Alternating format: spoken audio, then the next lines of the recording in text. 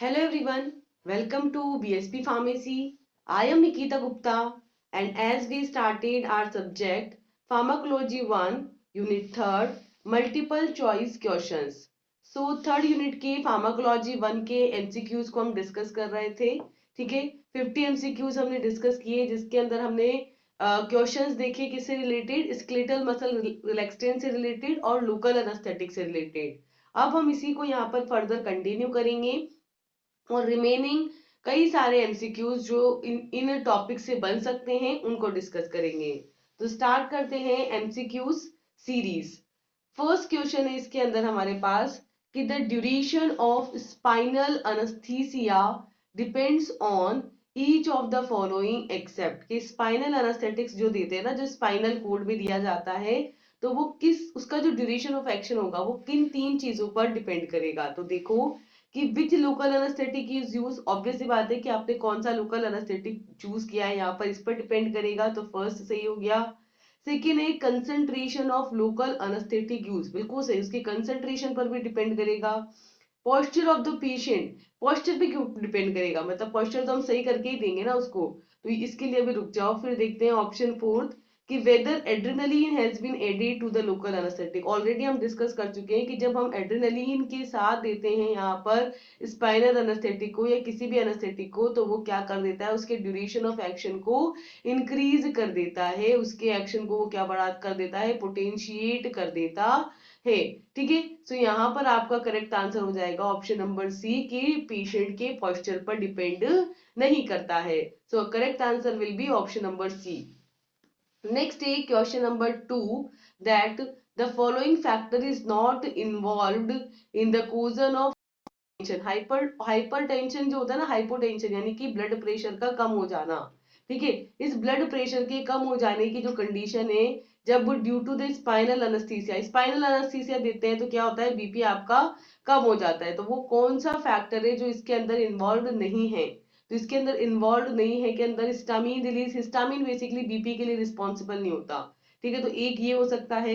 और इसके अलावा ऑप्शन है कि रिड्यूस सिंपथेटिक वेसो कंस्ट्रिक्टर टोन, कि अगर यहाँ पर सिंपथेटिक नर्वस सिस्टम की जो वेसो कंस्ट्रिक्टर वेसल्स जो रहेंगी वो आपके वेसल्स क्या हो जाए, कॉन्ट्रैक्ट हो जाए। वेसल्स कॉन्ट्रैक्ट हो जाएंगी तो ब्लड प्रेशर यहाँ पर क्या हो जाएगा, बढ़ जाता है। तो रिड्यूस हो गया है, वेसो कंस्ट्रिक्टर जो है वो रिड्यूस हो गया है, रिड्यूस हो गया है तो ब्लड प्रेशर यहाँ पर क्या होगा, कम नहीं होगा, कम हो जाएगा। देखो एक बात समझो, वेसल, ये वेसल्स है, ठीक है, ये क्या हो गए आपकी, कॉन्स्ट्रिक्ट हो गई, कॉन्स्ट्रिक्ट हो गई मतलब कि इसके अंदर प्रेशर जो रहेगा वो क्या हो जाएगा, आपके इंक्रीज हो जाएगा, है ना, प्रेशर आपके यहाँ पर इंक्रीज हो जाएगा।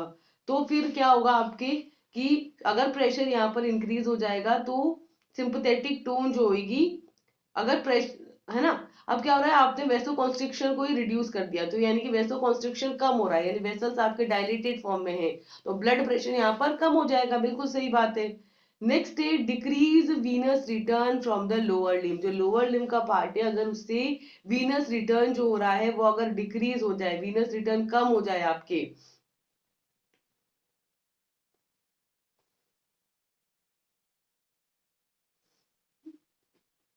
तो भी बीपी आपका जो है यहाँ पर कम हो जाएगा। ठीक है, अगर वीनस रिटर्न, देखो वीनस रिटर्न ज्यादा रहेगा तो यहाँ पर जो फ्लूइड प्रेजेंट है, बेसिकली जो ब्लड प्रेजेंट है उसका वॉल्यूम ज्यादा होगा, वॉल्यूम ज्यादा होगा तो प्रेशर ज्यादा होगा, तो यहाँ पर वीनस रिटर्न कम हो रहा है इसलिए बीपी भी कम हो रहा है। ठीक है, ये स्टेटमेंट। और ब्रेडिकार्डिया का मतलब तो होता ही है कि ब्लड प्रेशर का कम हो जाना, हार्ट बीट का कम हो जाना ब्रेडिकार्डिया ही कहलाता है, तो ये भी ठीक है। कौन सा फैक्टर है जो रिस्पॉन्सिबल नहीं है, हिस्टामिन रिलीज। तो correct answer will be option number ए।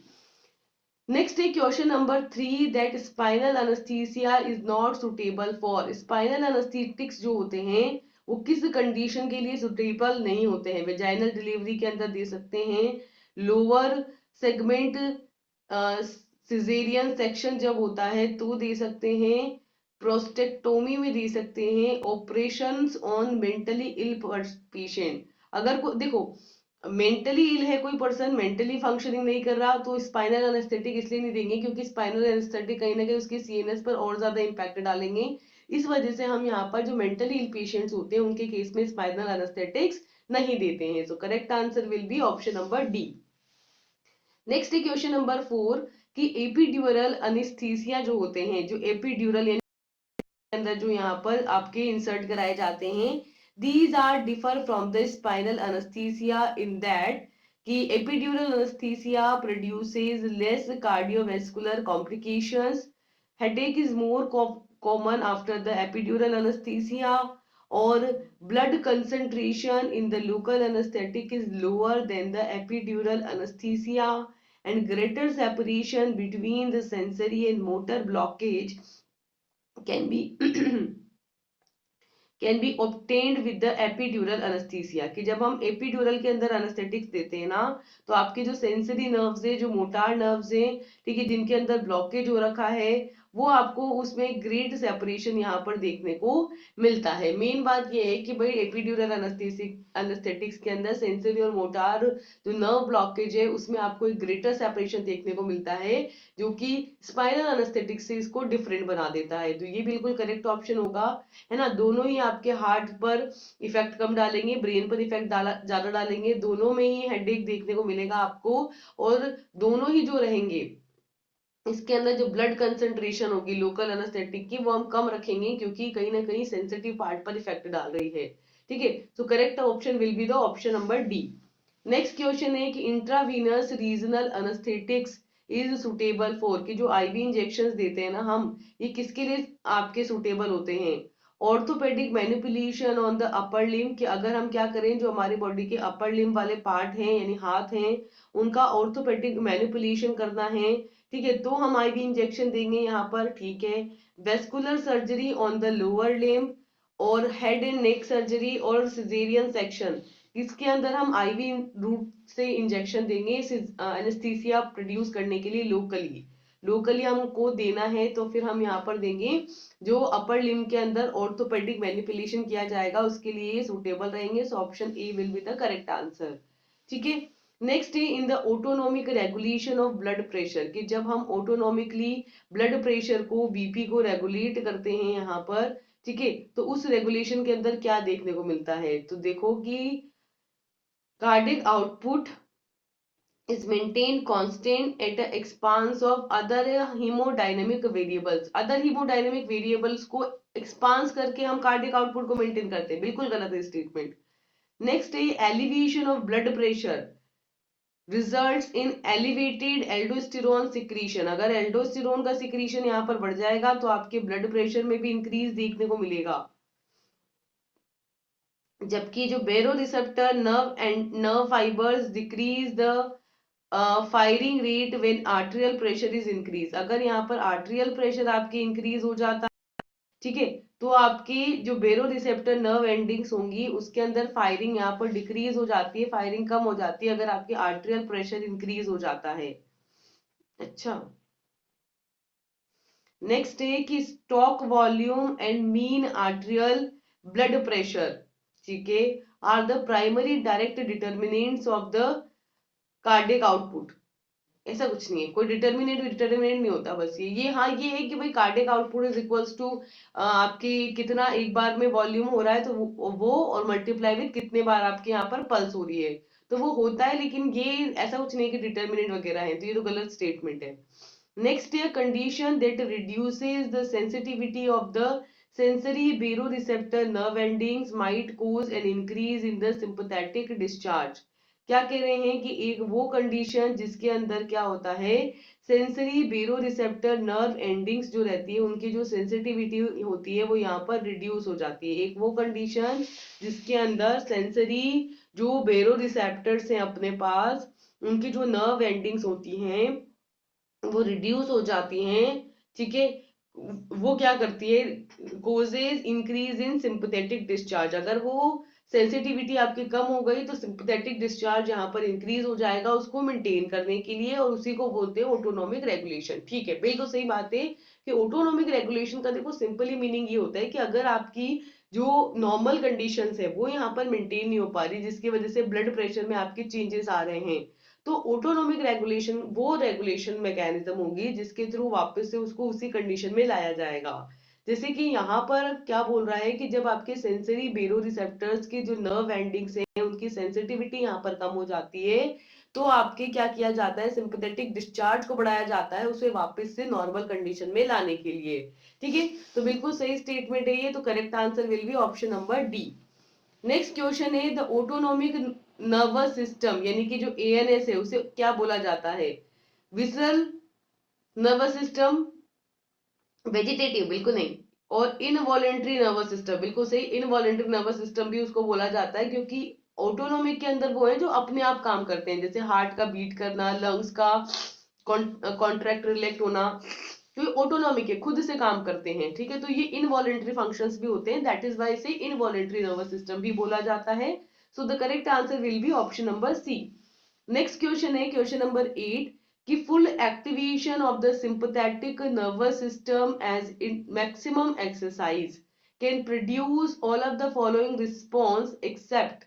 ठीक है, कि जब आपका सिंपैथेटिक नर्वस सिस्टम जो रहता है इसका फुल्ली एक्टिवेशन होता है यहाँ पर, ठीक है, मैक्सिमम एक्सरसाइज के अंदर, तो ये जो है रिस्पॉन्स प्रोड्यूस करेगा एक्सेप्ट एक चीज नहीं करेगा। ठीक है, कि जब एसएनएस एक्टिवेट होगा तो ब्रोंकियल सिक्रीशंस यहाँ पर बढ़ जाएंगे। ठीक है, इंटेस्टाइनल मोबिलिटी कम हो जाएगी। देखो एसएनएस का हमेशा ध्यान रखो, सिंपैथेटिक नर्वस सिस्टम को याद रखने का एक कॉमन एग्जांपल है कि कुत्ता पीछे बढ़ गया तो क्या होगा, जो मसल की एक्टिविटी होगी, स्केलेटल मसल एक्टिविटी, भागोगे ना आप तो वो बढ़ने के लिए स्केलेटल मसल एक्टिविटी बढ़ जाएगी। ठीक है, और जो आपका ये होगा आपके ब्रोंक्योल्स, या हम कहेंगे कि रेस्पिरेटरी सिस्टम की एक्टिविटी यहाँ पर बढ़ जाएगी।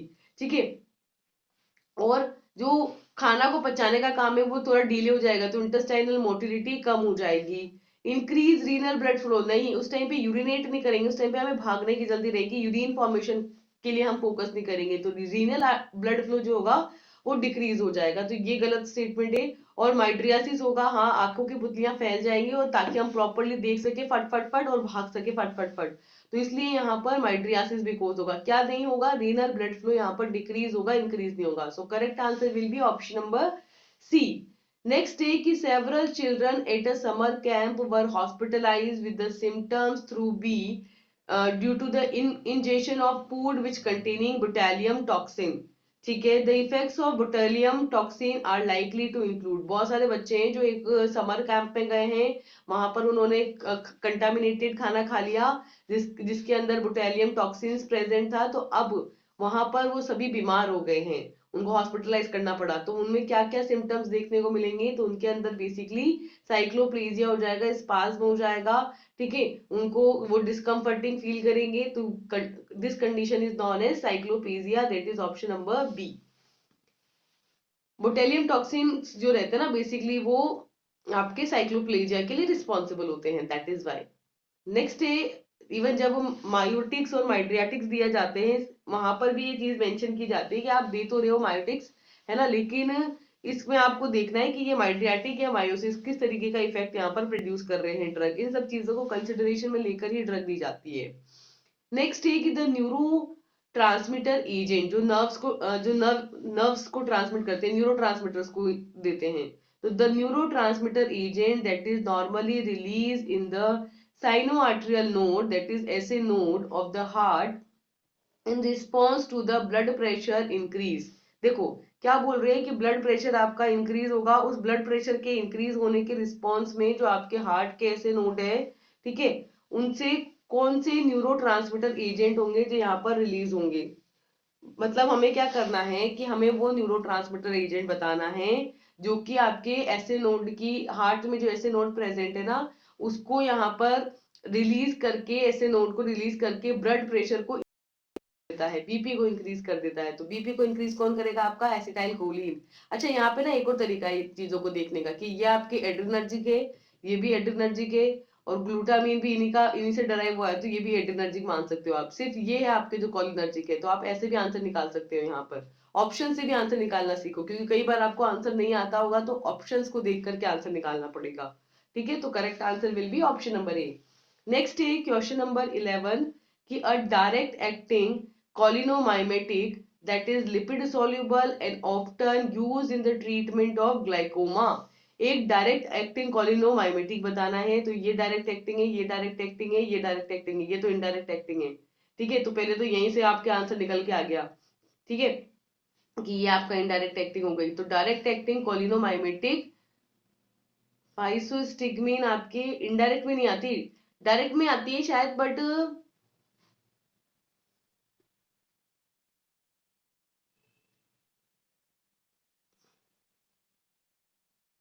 नहीं, डायरेक्ट एक्टिंग, ठीक है।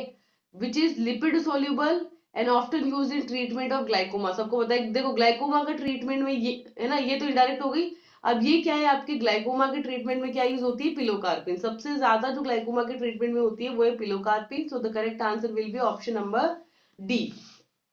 नेक्स्ट है आपके पास question number 12, that which of the following agent is an prodrug. इनमें से आपको बताना है कि कौन सी है जो आपकी प्रोड्रग है, ठीक है।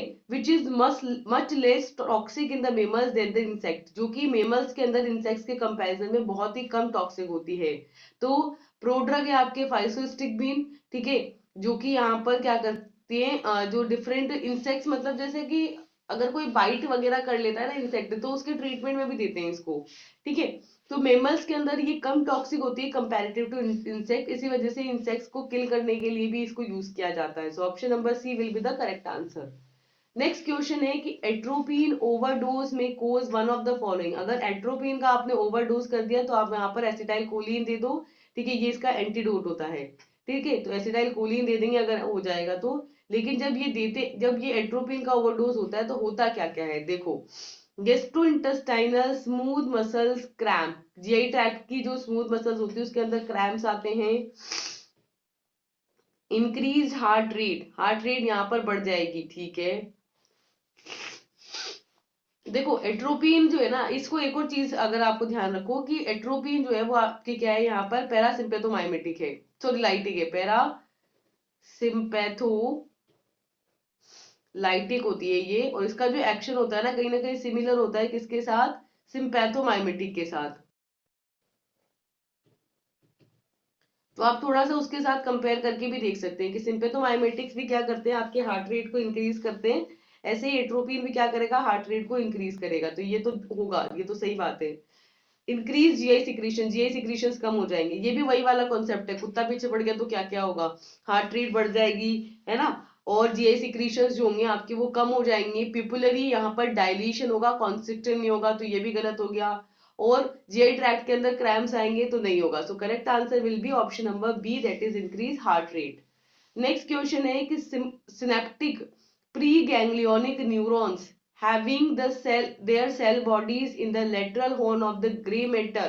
देखो जो sympathetic pre ganglionic nerve endings होती हैं आपकी, ठीक है, उनके अंदर क्या होती है, सेल बॉडीज होती हैं, ठीक है। लेटरल होन के अंदर, ग्रे मैटर के लेटरल होन के अंदर, किस किस सेगमेंट में, तो यहाँ पर थोरेसिक सेगमेंट में, लंबर सेगमेंट में, बोथ ए एंड बी, ठीक है, बोथ ए एंड बी दोनों के अंदर होती है। So correct answer will be option number C. Next question है क्वेश्चन नंबर 15 की which of the following can be blocked by the atropine. इनमें से कौन सी ड्रग होगी, तो कौन सी एक्शन होगा जो एट्रोपिन की वजह से ब्लॉक हुआ होगा। तो एट्रोपिन वापस से वो कुत्ता पीछे पड़ने वाला एग्जांपल देखो कि increase blood pressure caused by the nicotine. देखो यहाँ पे बोला है कि कौन सा एक्शन है जो ब्लॉक होगा इसकी वजह से, ठीक है। तो क्या कह रहा है कि ब्लड प्रेशर यहाँ पर इंक्रीज हो जाएगा निकोटीन की वजह से। ये तो है कि ब्लड प्रेशर तो बढ़ेगा, है ना, लेकिन निकोटीन की वजह से बढ़ेगा यानी ये है एक डाउट, बाकी ब्लड प्रेशर तो बढ़ेगा, ठीक है। Increase skeletal muscle strength caused by the neostigmine. Neostigmine क्या लेने आ रहा है यहाँ पे, नियोस्टिग्मिन के थ्रू स्केलेटल मसल स्ट्रेंथ बढ़ेगी नहीं, कम होगी। नियोस मतलब एट्रोपिन जो रहेगा ना, अच्छा ये कह रहा है कि एट्रोपिन हमने दिया तो ये क्या होता है, अपोजिट एक्शन देता है ना, एंटागोनिस्ट होता है। तो कौन सा एक्शन हो रहा है जो प्रोड्यूस हो रहा है, जो इसने एट्रोपिन ने ब्लॉक करा है, कि जो नियोस्टिग्मिन ने स्केलेटल मसल की स्ट्रेंथ को बढ़ा रखा है उसको एट्रोपिन यहाँ पर ब्लॉक करेगा, नहीं। नियोस्टिग्मिन पहली बात तो ये है कि वो मसल स्ट्रेंथ बढ़ाता ही नहीं है, तो ये तो गलत ही स्टेटमेंट हो गया। Tachycardia cause by the exercise, exercise की वजह से ट्रेकिकार्डिया होगा, हार्ट बीट बढ़ जाएगी, ठीक है। और एट्रोपिन जो हैगा वो इस ट्रेकिकार्डिया को ब्लॉक कर देगा, नहीं।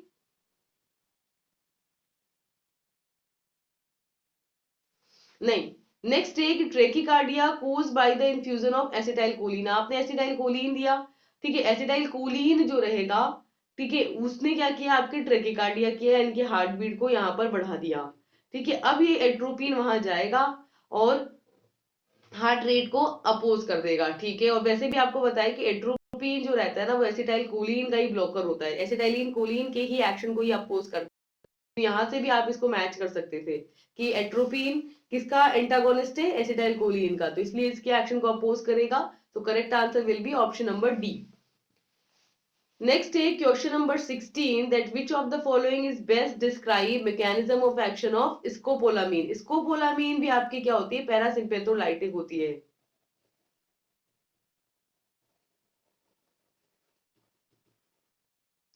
ठीक है, अब हमको ये देखना है कि कौन सा बेस्ट डिस्क्राइब इसका मैकेनिज्म ऑफ एक्शन है।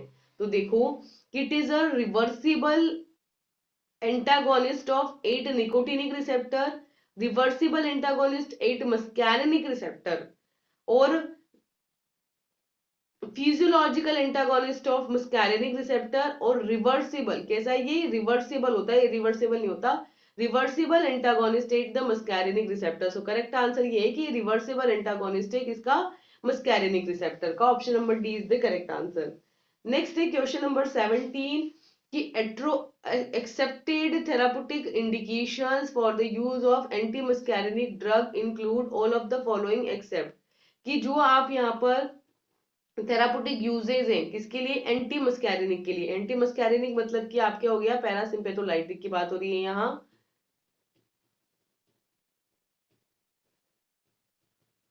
ठीक है, पैरासिम्पेथोलाइटिक ड्रग की बात हो रही है कि जो आप यहाँ पर एंटी मस्कैरिनिक ड्रग या पैरासिम्पेथोलाइटिक्स यूज करते हैं ना, ठीक है, तो इसकी मोस्ट कॉमन यूजेज, जो यूजेज हैं वो बताने हैं आपको, तो वो क्या क्या है एक्सेप्ट। ठीक है, तो आपको इनके यूजेस बताने हैं। तो हाइपरटेंशन, देखो ये क्या क्या करता है, मोशन सिकनेस करता है, मोस्ट कॉमन इसका साइड इफेक्ट ही है मोशन सिकनेस।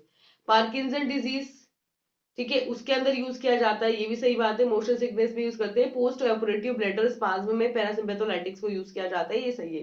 हाइपरटेंशन में नहीं करते, ये गलत है स्टेटमेंट। तो करेक्ट आंसर आपका हो जाएगा ऑप्शन नंबर बी। ठीक है, सही बात है। नेक्स्ट है क्वेश्चन नंबर 18 की in male sex organ filling the blank system is responsible for erection. Erection के लिए कौन सा सिस्टम यहाँ पर रिस्पॉन्सिबल होता है, पैरासिम्पैथेटिक नर्वस सिस्टम होता है, जो रिप्रोडक्टिव सिस्टम के जो एक्शंस होते हैं उनके लिए रिस्पॉन्सिबल होता है। So correct answer will be the parasympathetic system, option B will be the correct answer.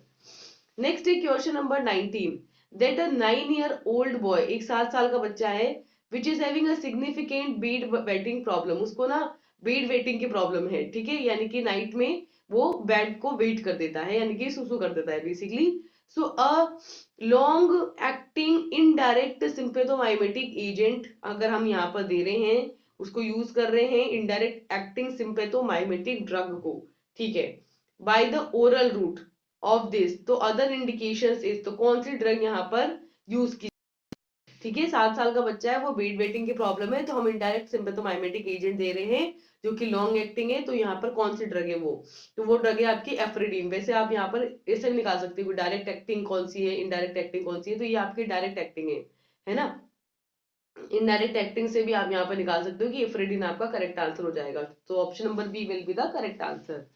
Next is question number 20 that when the pupillary dilation but not the cyclopesia is desired, हमको pupillary dilation तो चाहिए, यानी कि हमको क्या देना है यहाँ पर सिंपेथो पैरासिम्पेथोलाइटिक देना है। ठीक है, या तो पैरासिम्पेथोलाइटिक दे दो या फिर आप सिंपेथोमाइमेटिक भी दे सकते हैं। तो यहाँ पे कह रहे हैं कि पिपुलरी डायलेशन तो हमको चाहिए, लेकिन साइक्लोप्लेजिया नहीं चाहिए। साइक्लोप्लेजिया नहीं चाहिए यानी कि पैरासिम्पेथोलाइटिक मत दो। ठीक है, तो गुड चॉइस यहाँ पर क्या रहेगी, होमोट्रोपिन तो पैरासिम्पेथोलाइटिक हो गया, तो ये नहीं देनी। ठीक है, ये आपके वो है पैरासिम्पेथोमाइमेटिक है, तो ये भी नहीं देनी। ये दोनों बची, ये दोनों आपके सिम्पेथोमाइमेटिक है। अब इन दोनों में से कौन सी सही रहेगी, तो फिनाइलेफ्रिन सही रहेगी। So option number C will be the correct answer. Next है क्वेश्चन नंबर 21 कि fight and flight state, basically ये एड्रेनर्जिक के लिए बोला जाता है, कैन बी डिस्क्राइब एज, कि इसमें क्या होगा, सिंपैथेटिक नर्वस सिस्टम एक्टिवेट हो जाएगा, बिल्कुल सही बात है। इन पैरासिम्पैथेटिक नर्वस सिस्टम जो रहेगा वो आपके इनएक्टिवेटेड रहेगा या क्यूशेंट स्टेट के अंदर रहेगा। So correct answer will be the option number A, कि सिंपैथेटिक नर्व तो एक्टिव और पैरासिम्पैथेटिक इनएक्टिव। ठीक है, so option option number A will be the correct answer. Next है question number 22 that your patient is to receive a selective beta 2 stimulant. अगर आपका एक patient है जो सेलेक्टिव बीटा 2 स्टिमुलेंट यहाँ पर ले रहा है, ठीक है, and beta 2 selective stimulant are often effective in, ये किसके अंदर इफेक्टिव होगा? बीटा 2 स्टिमुलेंट ले रहा है, ये किसके अंदर ये इफेक्टिव होगा? तो हम बेसिकली यहाँ पर एड्रेनर्जिक्स की बात कर रहे हैं और ये किसके लिए यूजफुल है? अस्थमा के ट्रीटमेंट के लिए। So option number B will be the correct answer. Next take question number 23 that which of the following drug is a drug of choice in the anaphylactic reaction which are associated with the bronchospasm and hypotension। ठीक है, तो आपको यहाँ पर वो drug बतानी है जो कि हम एनाफाइलेक्टिक रिएक्शंस के लिए ले रहे हैं। ब्रोंकोस्पाज्म ये करती है, ठीक है, और साथ में हाइपोटेंशन यानी कि ब्लड प्रेशर को भी आपके यहाँ पर कम कर देती है। तो ये ड्रग आपकी कौन सी है? तो ये ड्रग है आपकी एपिनेफ्रीन, ठीक है, जिसे हम एड्रेनलिन भी बोलते हैं।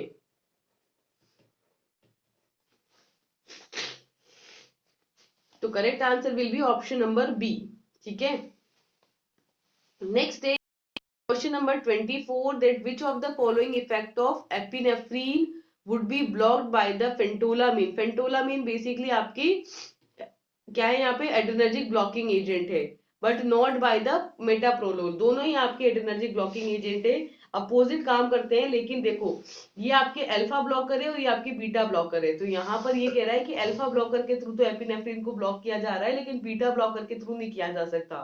तो फिर कौन सा एक्शन यहाँ पर देखने को मिलेगा? क्योंकि जैसे आपने दिया यहाँ पर, तो एपिनेफ्रिन को ब्लॉक कर दिया फेंटोलामीन ने, तब क्या होगा? और क्योंकि मेटाप्रोलोल नहीं कर पाई, है ना, तो फिर यहाँ पर क्या होगा? यानी कि अल्फा के तो एक्शन ब्लॉक हो जाएंगे, जो अल्फा रिसेप्टर के थ्रू जो एक्शन आ रहे होंगे वो तो ब्लॉक हो जाएंगे, और जो बीटा रिसेप्टर के थ्रू एक्शन आ रहे होंगे, ठीक है, क्योंकि एपिनेफ्रिन तो दोनों पे काम करती है, अल्फा और बीटा दोनों पे, ठीक है, तो जो बीटा रिसेप्टर के एक्शन होंगे वो आपको अभी भी देखने को मिलेंगे।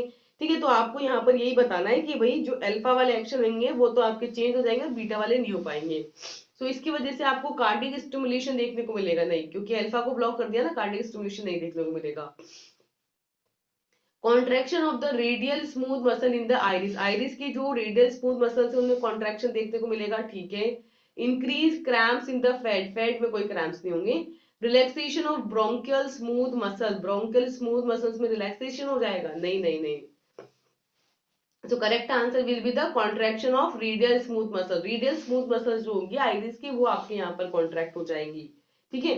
नेक्स्ट है question number 25 that propranolol is useful in all of the following except, कि जो आपकी प्रोपेरानॉल ड्रग होती है ना वो आपकी यूजफुल होती है इन चारों केसेस के अंदर, एक में नहीं होगी सिर्फ। प्रोपेरानॉल जो है एंजाइना में यूज करते हैं, ठीक है, फैमिलियर ट्रिमर्स में भी यूज करते हैं, हाइपरटेंशन में भी यूज कर लेते हैं, ठीक है, पार्शियल आर्ट्रियोवेंट्रिकुलर यानी एवी हार्ट ब्लॉक के अंदर जो पार्शियल हो रहा है उसके अंदर इसको यूज नहीं करते हैं, एवी ब्लॉक के अंदर इसको यूज नहीं करेंगे। हाइपरटेंशन में तो करते हैं लेकिन एवी ब्लॉक में यूज नहीं करेंगे, ठीक है। तो correct answer will be option number D, कि इसमें नहीं यूज करते इसको। नेक्स्ट है कि rest and digest state can be describe as, कि भाई आप पर्सन जो है वो रेस्टिंग स्टेट में है और डाइजेस्ट कर रहा है, मतलब वो पैरासिम्पथेटिक कंडीशन में है। यानी कि पैरासिम्पथेटिक सिस्टम तो उसका क्या है? रिलैक्स फॉर्म में है, क्यूशेंट फॉर्म में, और पैरासिम्पथेटिक उसका एक्टिव फॉर्म में है। So correct answer will be option number C. Next है, ये वो कंडीशन थी बेसिकली जब कुत्ता है ना पीछे पड़ रहा था वो रुक गया, तो अब हम आराम से उल्टा काम करेंगे, डाइजेशन कराएंगे आराम से, सिंपैथेटिक नर्वस सिस्टम की एक्टिविटीज यहाँ पर रुक जाएंगी, पैरासिम्पैथेटिक की एक्टिवेट हो जाएंगी, वो कंडीशन थी वो, है ना। नेक्स्ट है क्वेश्चन नंबर 27 की friend with which having very tension, ठीक है, बहुत ज्यादा हाइपर टेंशन है यानी कि बीपी आपका यहाँ पर बढ़ा हुआ है, ठीक है, ask about a drug her choice विशेष टू प्रिस्क्राइब, ठीक है, ड्रग देने को बोलता है वो। हर फिजिशियन, लड़की है ये बेसिकली, हर physician has explained that this drug is associated with the tachycardia, उन्होंने उसको एक दवाई दी और बोला कि जब ये लोगे ना आप तो आपको ट्रेकिकार्डिया यानी कि हार्ट बीट आपको फास्ट लगती हुई नजर आएगी, फ्लूइड रिटेंशन हो जाएगा, ठीक है, इंक्रीज हेयर ग्रोथ, जो बालों की ग्रोथ है वो बढ़ जाएगी। So which of the following is the most likely to produce the effects that your friend has describe, तो इसके बेसिस पे आप क्या बता सकते हो कि ये जो इफेक्ट है ये कौन से ड्रग ने दिए होंगे? तो ये ड्रग के इफेक्ट होते हैं आपके मिनॉक्सिडिल के। सो करेक्ट आंसर है आपका सी, मिनॉक्सिडिल।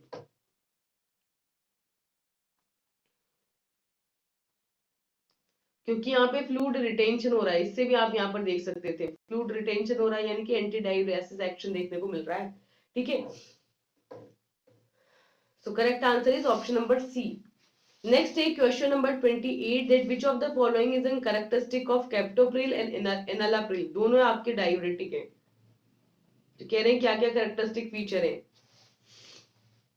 कि they are competitively block the angiotensin second receptor. नहीं, एंजियोटेंसिन पे ये काम नहीं करती। कैप्टोप्रिल और इनेलाप्रिल जो रहती है ये आपके एंजियोटेंसिन की जो कंसंट्रेशन होती है उसको यहाँ पर ब्लड के अंदर कम करती है, उसको ब्लॉक करती है, नहीं ब्लॉक नहीं करती है। Decrease angiotensin second concentration in the blood, ठीक है ये बात सही है। डिक्रीज रेनिन कंसंट्रेशन, नहीं। Increase sodium and decrease potassium, नहीं। देखो जहां पर भी कैप्टोप्रिल, एनिलाप्रिल या किसी भी प्रिल वाली का मतलब आ रहा है तो ये तो समझ में आ जाता है कि एंजियोटेंसिन सेकेंड की बात हो रही है, यहाँ पर रेनिन या सोडियम पोटेशियम की तो बात ही नहीं हो रही। अब एंजियोटेंसिन सेकेंड के अंदर दो एक्शन होते हैं कि या तो कॉम्पिटेटिवली ब्लॉक करें या फिर उसकी कंसेंट्रेशन को डिक्रीज करें। तो ब्लॉकिंग का काम ये यहाँ नहीं करता है, ये यहाँ पर कंसेंट्रेशन को डिक्रीज करने का काम करता है। दैट इज वाई आपका option number B correct answer हो जाएगा। ठीक है, next is question number 29, that postural hypotension is common adverse effects of which one of the following type of drug। ये आपको चार तरीके की ड्रग बताइए, इसके अंदर आपको बताना है कि जो पोस्चुरल हाइपरटेंशन है जिसमें पोस्चर आपके यहाँ पर इफेक्ट होता है, पोस्चुरल हाइपोटेंशन यानी कि बीपी का कम होना इज कॉमन एडवर्स इफेक्ट। ये किसका एडवर्स इफेक्ट है, इनमें से कौन सी ड्रग है जिसका ये एडवर्स इफेक्ट होता है? तो एसी इनिबिटर का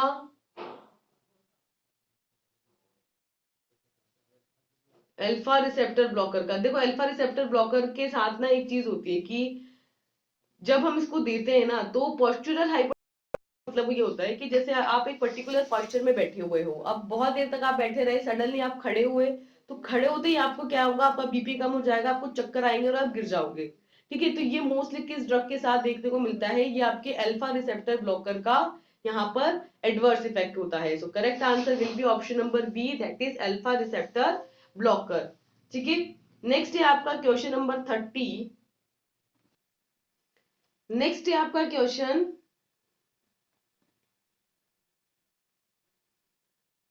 अच्छा 29 के बारे में डिस्कस कर रहे थे कि पोस्चुरल हाइपरटेंशन आपको किसके साथ देखने को मिलता है। तो बेसिकली मैंने बताया आपको कि पोस्चुरल हाइपरटेंशन क्या होता है, और ये आपका मोस्ट कॉमन एडवर्स इफेक्ट है किसके साथ, अल्फा रिसेप्टर ब्लॉकर के साथ, कि जब अल्फा रिसेप्टर्स जो होते हैं वो ब्लॉक कर दिए जाते हैं, ठीक है, तो यहाँ पर साइड इफेक्ट्स के फॉर्म में देखा जाता है पोस्चुरल हाइपरटेंशन। नेक्स्ट है कि a visitor from the another city comes to your office complaining of incessant cough. ठीक है, आपके ऑफिस में कोई आता है और ये बोलता है कि उसको कफ की प्रॉब्लम है। He also having an hypertension and having recently started taking different anti hypertensive medication, के एंटी हाइपरटेंसिव मेडिकेशन भी वो ले रहा है।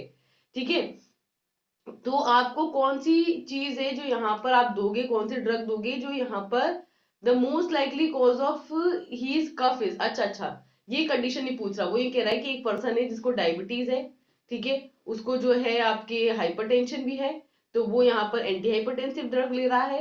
ठीक है, और उसने फील किया कि उसको कफिंग की प्रॉब्लम हो रही है, तो कफिंग की प्रॉब्लम किस ड्रग की वजह, मतलब वो ऐसी कौन सी ड्रग ले रहा है वो हाइपरटेंशन की ट्रीटमेंट के लिए जिसकी वजह से उसको कफिंग का प्रॉब्लम हो रहा है।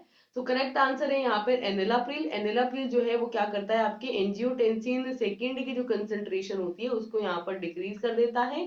ठीक है, और डिक्रीज करके यहाँ पर एंटी हाइपरटेंसिव इफेक्ट देता है, डायूरेटिक का भी ये काम करता है, यूरिन आउटपुट को भी ये यहाँ पर कम करता है।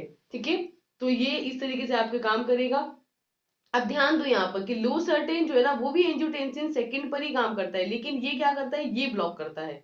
यही ध्यान रखना है कि जब ब्लॉकिंग की बात होगी तो सर्टेन की बात होगी, और अगर डिक्रीज की बात होगी तो प्रिल की बात होगी। यही यहाँ पर मेन डिफरेंस ध्यान रखना है दोनों के केस में। तो करेक्ट आंसर अभी तो यहाँ पे हो जाएगा एनेलाप्रिल। नेक्स्ट क्वेश्चन है कि रेसरपीन जो आपकी ड्रग होती है, it is an alcohol derivative and it is obtain from the root of the rauwolfia serpentina. क्या करता है ये ये बेसिकली आपके एल्कलॉइड होता है, ठीक है। It is use for the control of hyperglycaemia, नहीं, it is cause a severe depression of mood, ठीक है। It can decrease the gastrointestinal secretions and motility नहीं, उस पर कोई इफेक्ट नहीं डालता।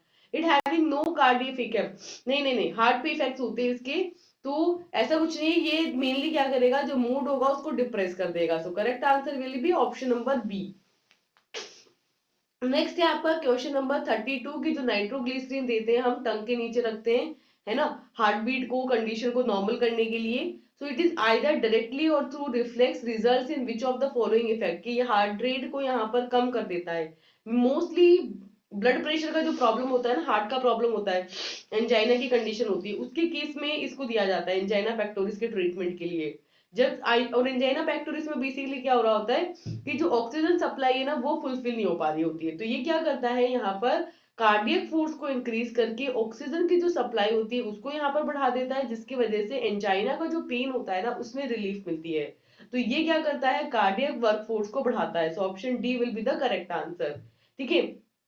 आफ्टर लोड बढ़ाता है, वीनस कैपेसिटेंस को कम करता है, हार्ट रेट को कम करता है, नहीं, हार्ट रेट को कम नहीं करता, उस पर काम नहीं करता, ये इसका काम है एंजाइना पेक्टोरिस को ट्रीट, इसके अंदर मेनली ऑक्सीजन की यहाँ पर कमी होती है और उसको ट्रीट करने के लिए कार्डियक वर्कफोर्स को बढ़ाया जाता है। नेक्स्ट है कि the anti anginal effect of propranolol, propranolol भी यहाँ पर एंटी एंजाइनल इफेक्ट के लिए यूज किया जाता है।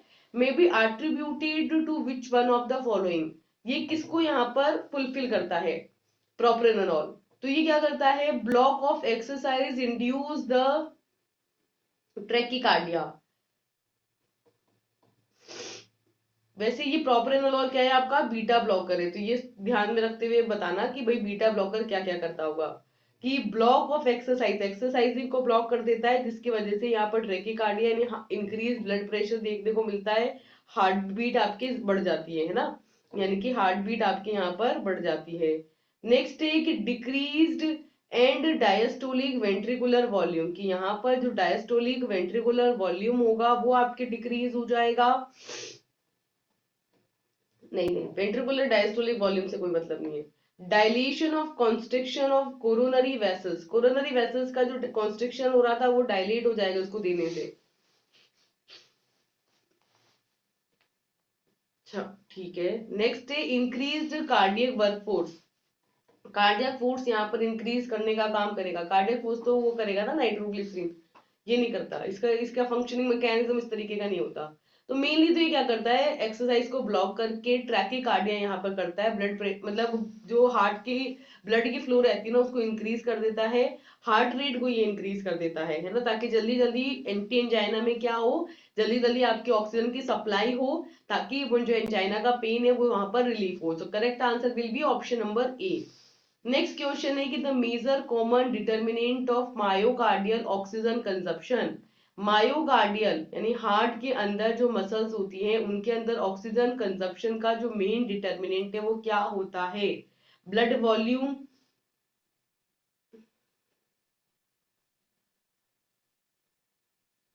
कार्डियक आउटपुट, हार्ट रेट और myocardial fibre tension. Myocardial cells की बात हो रही है तो यहाँ पे मायोकार्डियल फाइबर टेंशन होगा जो कि इस ऑक्सीजन कंजप्शन का मेन डिटर्मिनेंट होगा। So correct answer will be option number D. Next है आपका question number 35, that choose the incorrect statement बताना है आपको जो गलत है। सिंपैथेटिक नर्वस सिस्टम की बात करेंगे, ठीक है, तो sympathetic nervous system increase the rate of SA node, ठीक है, एसए नोड की रेट को इंक्रीज करता है, सही बात है। Sympathetic nervous system causes constriction of the coronary arteries, ठीक है, ताकि ब्लड जल्दी जल्दी आगे पहुंचे प्रेशर के साथ। Sympathetic nervous system causes increase motility of GI smooth muscle, यही गलत है, जीआई को तो वो स्टिमुलेट ही नहीं करता ना, उस टाइम पे खाना पचाना जरूरी थोड़ी है ना, तो इंक्रीज जीआईटी स्मूथ मसल्स की मोटिलिटी को इंक्रीज नहीं करता। तो ये आपका करेक्ट हो जाएगा क्योंकि एक्चुअल में ऐसा नहीं होता।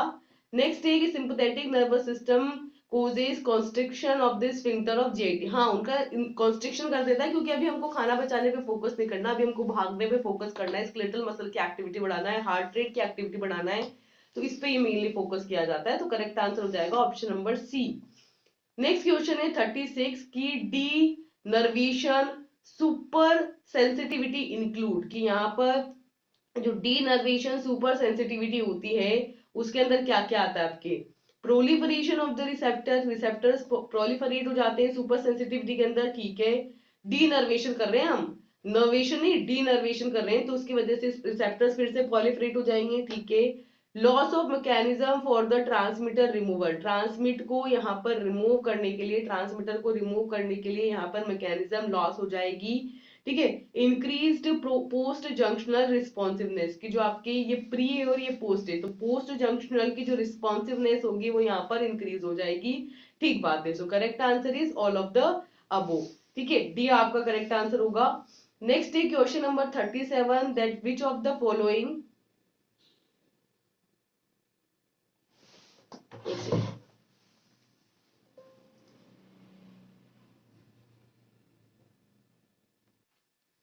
नेक्स्ट है कि विच of the following is approved for the treatment of haemorrhagic stroke, haemorrhagic stroke की जो कंडीशन है उसके अंदर कौन सा आपका ट्रीटमेंट के लिए ड्रग रहेगी, ठीक है। हेमरेजिक स्ट्रोक का मतलब है कि सडनली जो ब्लड वेसल्स है वो बर्स्ट हो गई हैं और बहुत ज्यादा यहाँ पर ब्लड जो है रिलीज हो रहा है आर्टरीज से, वेन्स से, ठीक है। तो उस कंडीशन को हम कैसे ट्रीट करेंगे, तो वहां पर हमको उस ब्लड को रोकने के लिए पहले हमको ब्लड को रोकना होगा, उसके लिए हमको जो ब्लड वेसल्स है उनको कॉन्स्ट्रिक्ट करना होगा, उसके लिए हम क्या देंगे यहाँ पर, निमोडिपिन देंगे। निमोडिपिन क्या होती है, बेसिकली आपकी कैल्शियम चैनल ब्लॉकर होती है, जो यहाँ पर इनको कॉन्स्ट्रिक्ट करके ब्लड का फर्दर जो फ्लो होगा उसको रिड्यूस कर देंगी, ठीक है। So correct answer will be option number D. आप यहाँ पर ऐसे भी देख सकते थे कि अमाइल नाइट्रेट, ये भी मोनोनाइट्रेट और हाइड्रोलाजीन, ये तीनों जो है ये भी तीनों एंजाइना के लिए यूज होती है, लेकिन इनका मैकेनिज्म अलग होता है और इसका मैकेनिज्म अलग होता है, तो एक डिफरेंशिएट करके भी आप आंसर निकाल सकते हैं यहाँ पर। नेक्स्ट क्वेश्चन है कि विच of the following drug is use in the treatment of angina, angina के ट्रीटमेंट में कौन सी ड्रग यूज होती है, तो एंजाइना में तो चारों यूज होती हैं, जिनको इनहेलेशनल रूट के थ्रू भी लेते हैं हम, having a very rapid onset of action and brief duration of action, जिसका ऑनसेट ऑफ एक्शन फास्ट होता है, ड्यूरेशन ऑफ एक्शन भी यहाँ पर फास्ट होता है ना, कि जो जल्दी से काम करती है और लंबे समय तक बनी रहती है, तो वो है आपकी अमाइल नाइट्राइड, इसीलिए इसको प्रीफर भी करते हैं। सो option number A is the correct answer.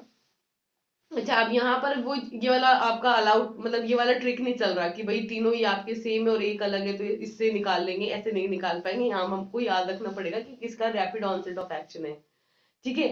Next same options के साथ अलग क्वेश्चन कि विच of the following is N vasodilator drug, vessels को डायलेट करती है ये आपकी, ठीक है, and use for the hypertension, ठीक है, चारों ड्रग आपके एंजाइना की है और हाइपरटेंशन के लिए यूज होती हैं, and that lacks the direct effect on the autonomic nervous system but may provoke the anginal attack। देखो ऑटोनोमिक जो रिसेप्टर्स होते हैं ना उनके ऊपर ये डायरेक्टली अफेक्ट, इसका जो इफेक्ट होता है वो लीक होता है, इसकी जो ऑटोनोमिक रिसेप्टर्स है उनके ऊपर इसका डायरेक्ट इफेक्ट नहीं देखने को मिलता, ठीक है। और ये क्या करती है, अंजाइना के अटैक को यहाँ पर प्रोवोक कर देती है। सो करेक्ट आंसर होगा आपका hydralazine, that is option number B. ये ध्यान रखेंगे कि अमाइल नाइट्रेट का तो ऑनसेट ऑफ एक्शन फास्ट होगा, हाइड्रेलाजीन जो होगा वो ऑटोनोमिक रिसेप्टर्स पर काम नहीं कर पाएंगी, ठीक है। जो आपका निफेडिपिन है, निमोडिपिन है, यह हम हेमोरेजिक स्ट्रोक के कंडीशन में यूज करेंगे, है ना, तो तीनों का हमें डिफरेंशिएटिंग पार्ट पता है।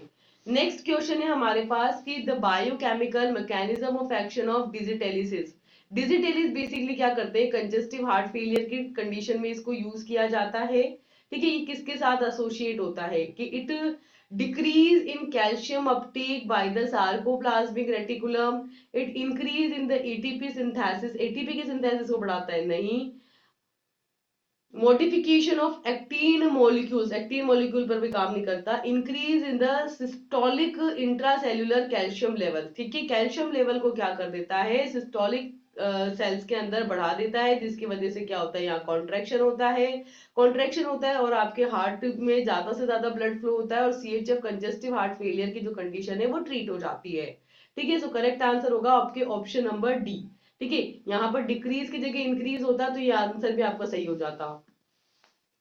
नेक्स्ट है क्वेश्चन नंबर 41 कि a patient which is having a digoxin, जो डिगॉक्सिन ले रहा है फॉर द सेवरल ईयर, कई सालों से, for the chronic heart failure, ठीक है, क्रोनिक हार्ट फेलियर सीएचएफ की प्रॉब्लम है उसको और वो डिगॉक्सिन ले रहा है, ठीक है, is about to receive atropine for the another condition, और फिर उसको कोई और कंडीशन हो जाती है तो वो एट्रोपिन भी लेने लग जाता है, ठीक है। तो what are the common effect of digoxin at a therapeutic level can be almost entirely block by the atropine. तो जब आप यहाँ पर एट्रोपिन भी साथ में देते हो ना, तो उसकी वजह से डिगॉक्सिन का जो इफेक्ट है वो यहाँ पर ब्लॉक हो जाएगा। तो कौन सा एक्शन है जो यहाँ पर ब्लॉक हो रहा है, कौन सा इफेक्ट है जो देखने को अब नहीं मिलेगा, तो कि एपेटाइट पर इफेक्ट पड़ेगा, एपेटाइट कम हो जाएगी, इंक्रीज आर्टेरियल कॉन्ट्रैक्टिलिटी बढ़ जाएगी, नहीं बढ़ेगी, increase PR interval on the ECG. ECG जब हम निकालेंगे, इलेक्ट्रोकार्डियोग्राम, हम उस पेशेंट का निकाल के देखेंगे तो हमको पता चलेगा कि उसका जो पीआर इंटरवल होगा ना वो इंक्रीज रहेगा, जो हमें ये बताएगा कि एट्रोपिन भी साथ में दी जा रही है यहाँ पर, ठीक है। तो ये हेडेक नहीं, so correct answer is increased PR interval on the ECG. Next is question number 42, that if a patient given a cardiac glycoside, then the important effect of the drug on the heart include which of the following। कि अगर आपका जो patient है, ठीक है, उसको हम cardiac glycosides यहाँ पर दे रहे हैं, ठीक है, कार्डियक ग्लाइकोसाइड दे रहे हैं, तो कौन सा इंपॉर्टेंट इफेक्ट होगा हार्ट के ऊपर जो हमको देखने को मिलेगा, ठीक है। कार्डियोग्लाइकोसाइड मतलब कि वही डिगॉक्सिन और डिजिटॉक्सिन देंगे हम, तो क्या होगा, decrease the ejection time, increase,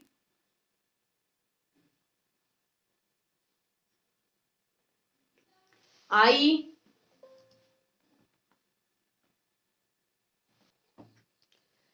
क्या देख रहे थे हम कि एक पेशेंट है जिसको हम क्या दे रहे हैं, कार्डियक ग्लाइकोसाइड यानी कि डिगॉक्सिन या डिजिटॉक्सिन दे रहे हैं हम यहाँ पर। तो what are the important effect of the drug on the heart, कौन कौन से इंपॉर्टेंट इफेक्ट देखने को मिलेंगे हार्ट के ऊपर। तो फर्स्ट है कि decrease the ejection time, ejection का टाइम यहाँ पर कम हो जाएगा, इंक्रीज एक्टोपिक ऑटोनोमी, ये तो बिल्कुल सही है कि यहाँ पर एक्टोपिक ऑटोनोमसिटी जो होती है वो इंक्रीज हो जाती है, ये दोनों तो सेम ही बोल दिया ना इसने, तो बी और सी सही तो सेम ही हो गया आपके, और ये भी होता है, so correct answer will B तो ऑप्शन नंबर डी, है ना। वैसे भी निकाल सकते थे आपकी बी और सी भी मैच हो रहा था, है ना, या तो दोनों में से एक ऑप्शन भी लगा सकते हो ऐसी कंडीशन में, या फिर आप ऑल ऑफ द वो है तो वो तो लगाओगे सही, है ना। नेक्स्ट क्वेश्चन है question number 43, that which of the following situation consequents an added risk of digitoxin toxicity. इनमें से कौन सी कंडीशन है जो कि आपके डिजिटॉक्सिन जब हम देते हैं एक्सेस में और उसकी टॉक्सिसिटी हो जाती है तो देखने को मिलता है, कि स्टार्टिंग द एडमिनिस्ट्रेशन, अच्छा, consequent of added risk of, consequent मतलब ये एक और चीज है जो आप डिजिटॉक्सिन के साथ में दे रहे हो जिसकी वजह से डिजिटॉक्सिन की टॉक्सिसिटी यहाँ पर बढ़ रही है, ठीक है। तो कि स्टार्टिंग एडमिनिस्ट्रेशन ऑफ कैप्टोप्रिल के साथ में आप कैप्टोप्रिल भी देने लग जाओ, starting administration of quinidine, basically quinidine होता है ना, ये भी क्या करता है, आपके अरिथमिया के ट्रीटमेंट के लिए यूज होता है, ठीक है, एंटी अरिथमिक होता है, यानी कि रिथमिसिटी को ये भी आपके अफेक्ट कर रहा होता है बेसिकली। तो अगर डिजिटॉक्सिन के साथ में इसको दोगे ना तो आपके हार्ट की रिदमिसिटी और ज्यादा कॉम्प्लिकेटेड कंडीशन में पहुंच जाती है।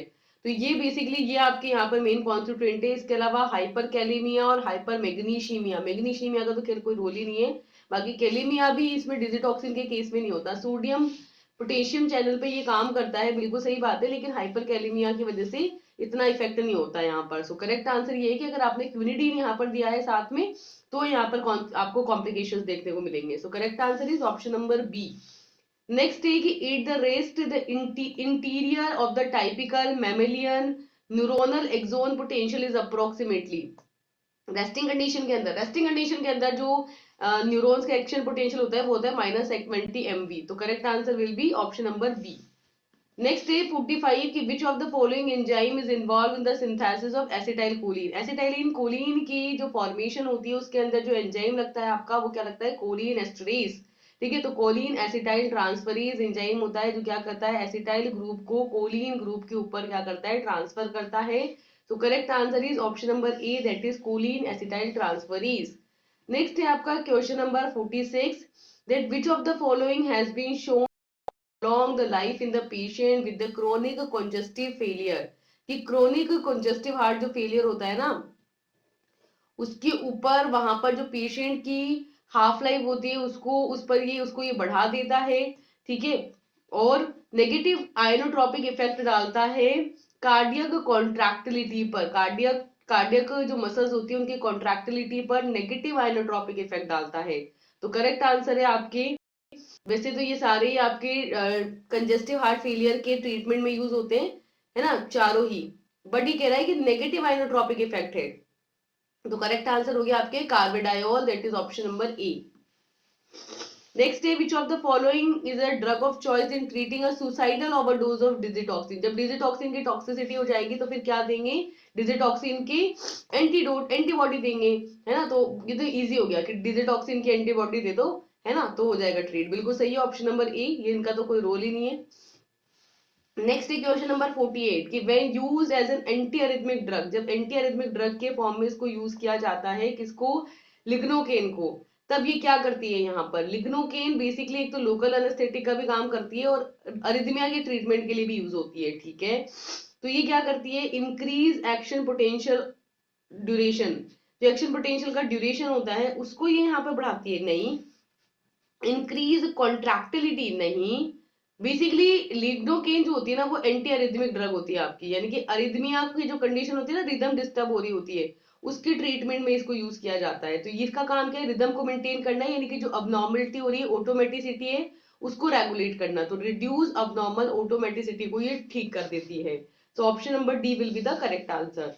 नेक्स्ट है क्वेश्चन नंबर 49 की अ 16 ईयर ओल्ड गर्ल, 16 साल की लड़की है, found to have a paroxysmal attack of rapid heart rate, है ना। इसको क्या देखने को मिल रहा है, paroxysmal attack of rapid heart rate देखने को मिल रहा है, and the antiarrhythmic is a choice in case of acute AV nodal tachycardia. और यहाँ पर एक्यूट एवी नोड की ट्रैकिकार्डिया में हार्ट रेट के इंक्रीज होने में एंटी अरिथमिया जो होगी वो आपकी ड्रग ऑफ चॉइस होगी, ठीक है। तो कौन सी ड्रग है जो एंटी अरिथमिक कंडीशन को ट्रीट करने के लिए यहाँ पर चूज की जाएगी, जब आपके स्पेशली आपके एवी नोड के ट्रैकिकार्डिया की कंडीशन हो रखी है, उसको ट्रीट करना है हमको। तो यहाँ पर जो ड्रग ऑफ चॉइस होगी आपके वो होगी एडिनोसिन।